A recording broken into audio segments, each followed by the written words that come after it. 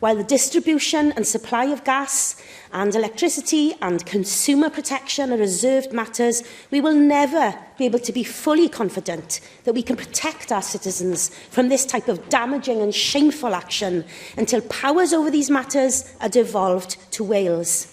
The present temporary ban on forced installation of prepayment meters is not job done, and as yet, the code of practice of which Mark Isherwood spoke for suppliers is not legally enforceable.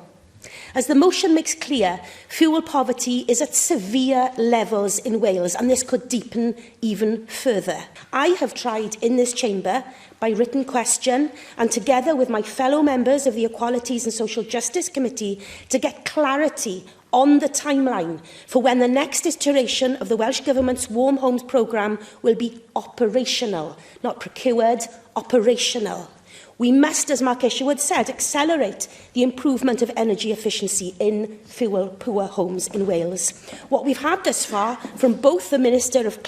Climate Change and the Minister for Social Justice has been a commitment that a new national demand-led scheme focused on homes in fuel poverty would be procured by the end of the year, and there'd be no gap in provision between the new and existing programmes. So I would ask again, Minister, when will the demand-led scheme, which focuses on those on the lowest incomes, living in the least efficient homes, be operational?